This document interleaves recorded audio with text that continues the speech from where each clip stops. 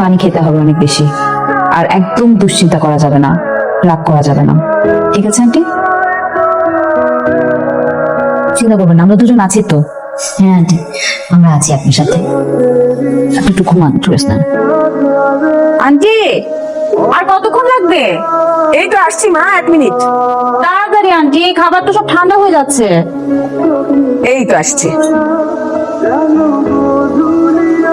আরে সালমান, কাল সারাদিন কোথায় ছিলি তুই?